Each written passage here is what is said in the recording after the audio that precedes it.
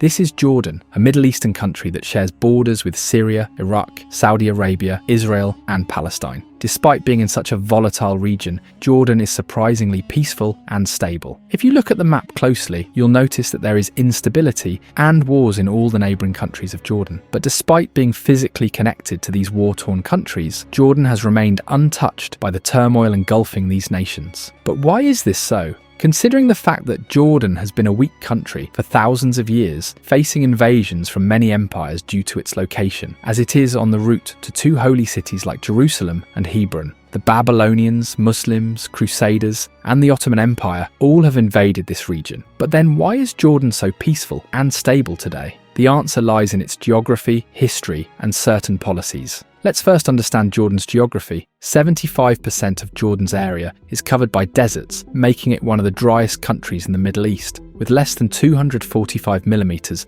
of annual rainfall, only 12% of Jordan's land is arable, and as a result, 70% of its food is imported from outside. 90% of Jordan's population resides within this 12% of land, leaving most of the country almost uninhabited. Jordan is also not very fortunate when it comes to natural resources. While the rest of Middle East is rich in oil and gas reserves, Jordan only has one gas field, which powers just a single power plant. The rest of its energy needs are met through imports. Geographically and resource-wise, Jordan might be considered the most disadvantaged country in the Middle East, but this disadvantage also makes it somewhat safe. With no significant resources to exploit, global superpowers have little reason to become directly or indirectly involved in Jordan, unlike in Syria or Iraq. Looking at Jordan's history, it is quite the opposite of what's happening today. Throughout history, various empires invaded and ruled Jordan. Around 3,000 years ago, three kingdoms, Ammon, Moab, and Edom, ruled Jordan. However, shortly after, these kingdoms came under the Assyrian Empire's control. Then a few years later,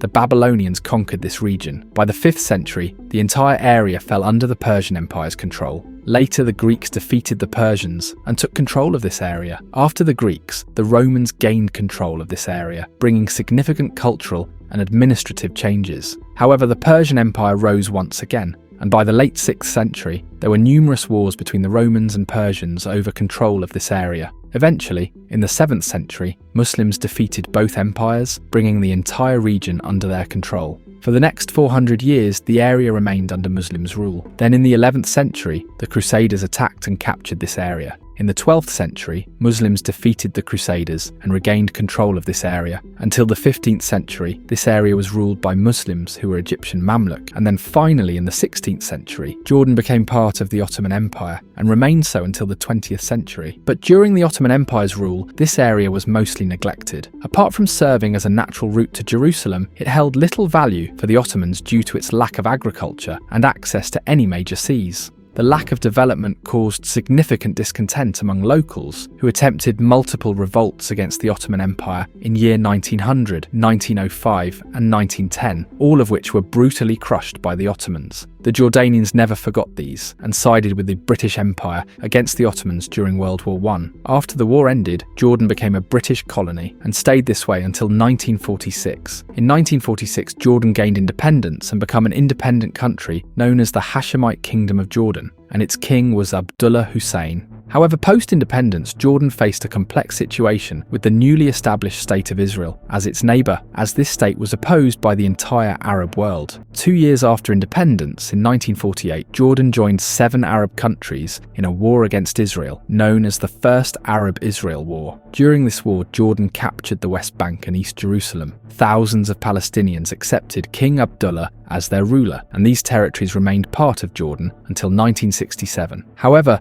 in the Six-Day War of 1967, Israel attacked and captured the West Bank, Golan Heights, Sinai and Gaza. Further conflicts in 1970 and 1973 between Jordan and Israel inflicted significant losses on Jordan. During this period, thousands of Palestinian refugees settled in Jordan, and the country opened its borders to all of them. This had a severe impact on Jordan's economy and political system, leading to substantial instability until 1999. But then the question arises that what changed after 1999, which made Jordan one of the most stable countries in Middle East? Basically, in 1999, Jordan's then king was severely ill and appointed King Abdullah II as his successor. King Abdullah II took drastic steps after assuming power. His first priority was the security and welfare of his people, and it was due to these steps that, despite low levels of rainfall, 99% of Jordan's population today has access to clean drinking water. Jordan's Human Development Index is 0.74, higher than many of its neighbours. Given Jordan's rich history, King Abdullah also promoted tourism by leveraging Jordan's many historical sites. The city of Petra in Jordan is one of the 7 wonders of the world. The way these mountains have been carved into homes is truly a miracle. Today, millions of people from Europe, America, and other Asian countries visit Jordan just for tourism. However, there are many historical sites in Syria and Iraq as well, so why don't the tourists go there? The obvious answer lies in the law and order situation in Iraq and Syria. For tourism, the most important factor is safety and security. Surrounded by wars, ensuring this was a priority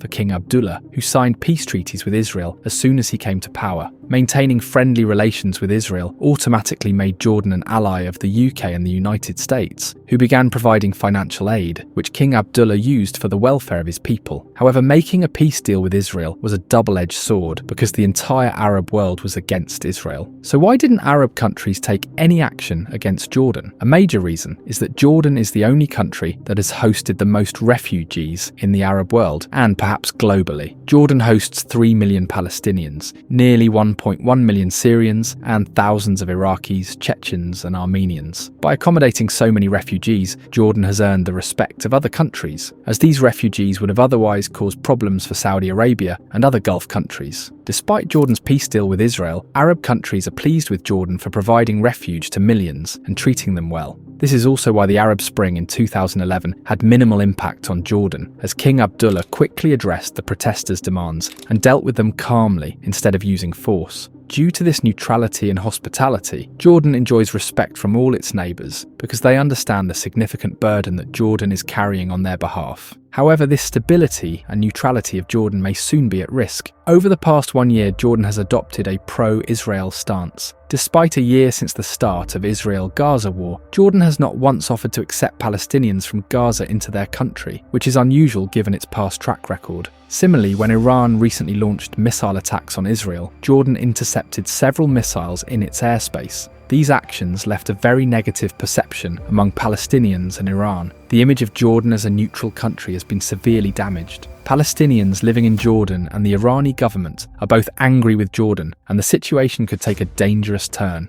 There are reports that Palestinians in Jordan may stage massive protests and even revolt against the Jordanian government, which can cause significant concern for the authorities. Now, on the other hand, Jordan has always been deeply troubled by Iran's influence in Syria. King Abdullah considered Iran a major culprit in the Syrian civil war, which forced Jordan to accommodate millions of Syrian refugees, and it also caused Jordan's northern border to become highly vulnerable, as many militant groups now smuggle weapons through that border. For these reasons, King Abdullah cannot tolerate Iran or its proxies near Jordan's borders, and is willing to cooperate with Israel to counter them if necessary. It remains to be seen how this rapidly evolving geopolitical situation will impact Jordan. It seems that the most stable country in the Middle East may finally be heading towards a conflict. See you in the next video with another interesting topic. Take care.